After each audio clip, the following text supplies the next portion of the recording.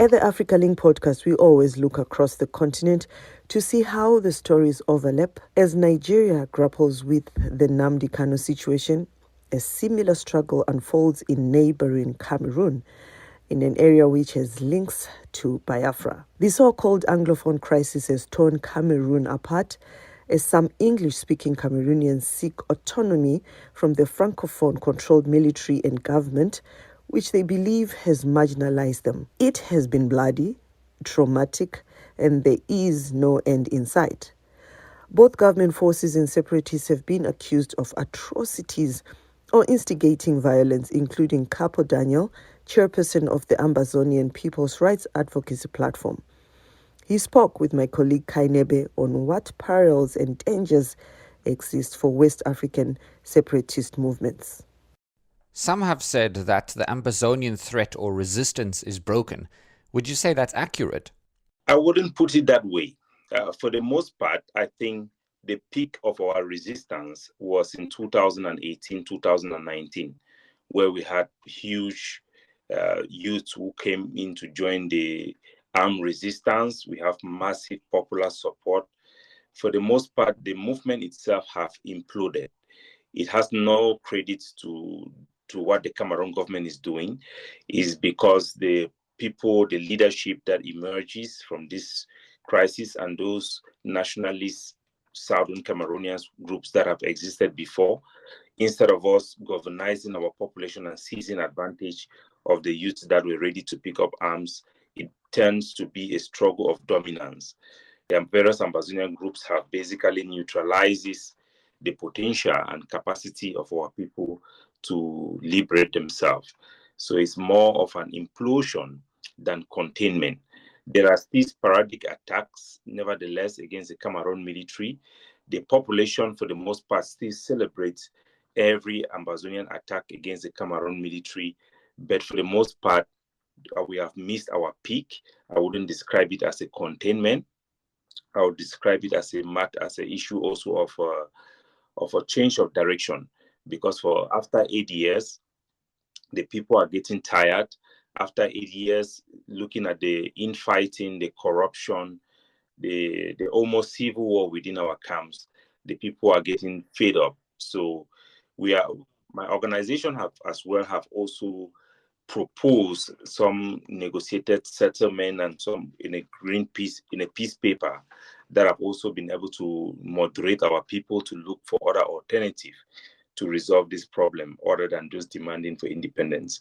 So there are a couple of things that have reduced the intensity of the fighting. The movement losing momentum with splinter groups forming, that did not just happen in Cameroon, but also in Nigeria. But the consequences are severe, with human rights abuses committed by separatists targeting civilians. You yourself have spoken out against this. How does one guard against the movement breaking apart and this type of thing happening? It is totally our responsibility as those who have been speaking on behalf of the struggle, organizing people to do that. Unfortunately, we have failed to unite. And this is as a result of groups taking positions that are self-defeating. We have several individuals that call themselves president. They have gathered a few of their groups members to give themselves powers that they do not have. And in most part, those powers infringes of the rights of the general public in Ambazonia to organize themselves.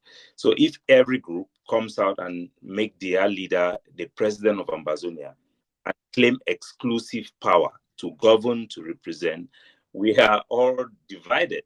At this point, it's important to say that Capo has also been accused of calling for armed rebellion, abductions, and locking down government services like schools and hospitals.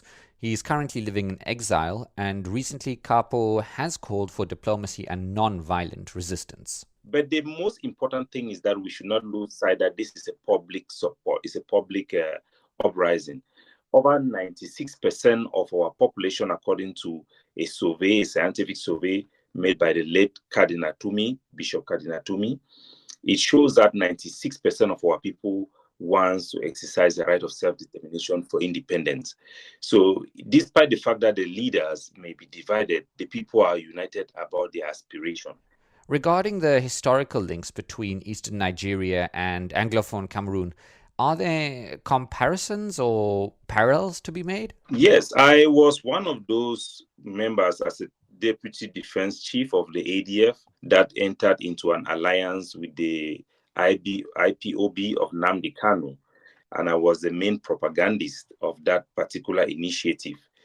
And there is a lot of things that brings the Biafran people and the Ambazonian people together, because historically we were all part of the eastern region of Nigeria. We were part of the legislature. For 44 years, we were an integral part of Nigeria, even though we end up having a quasi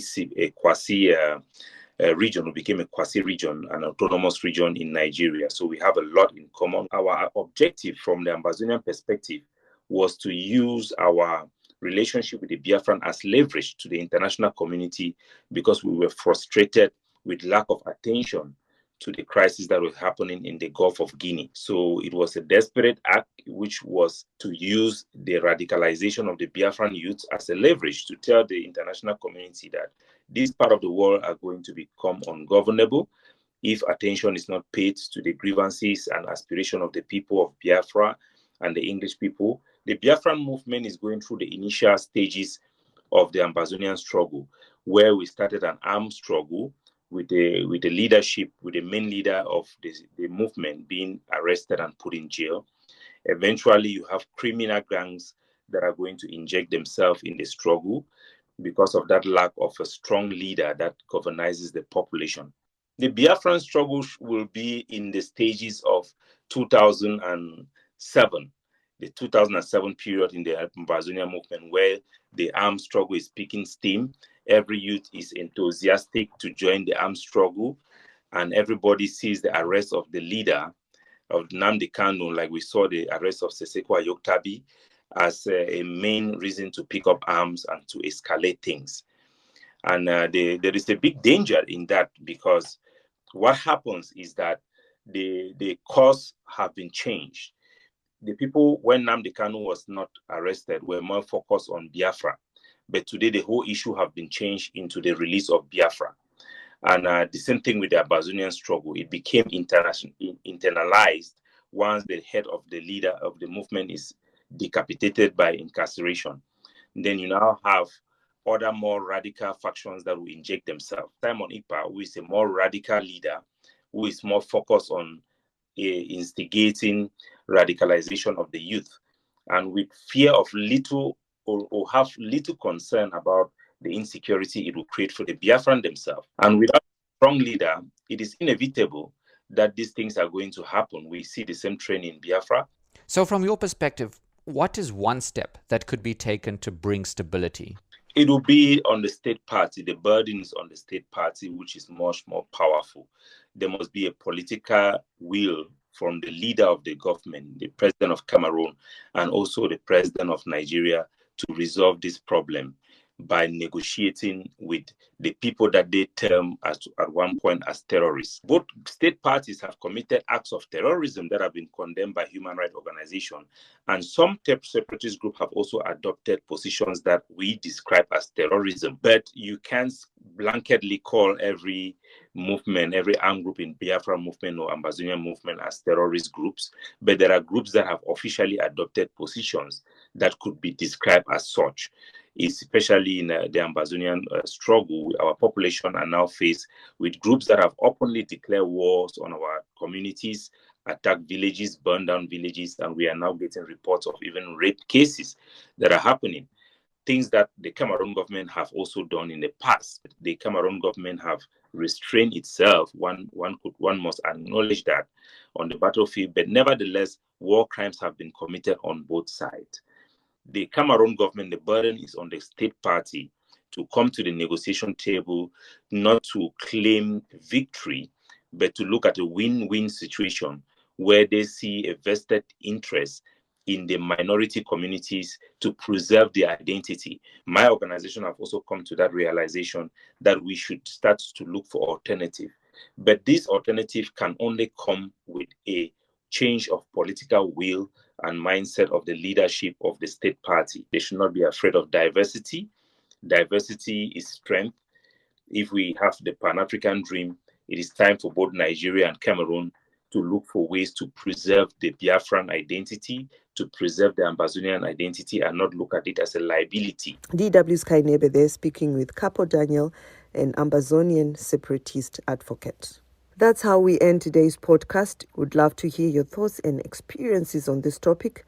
And we also welcome suggestions on topics you think we should address. You can join the conversation on our Facebook page, that is DW Africa.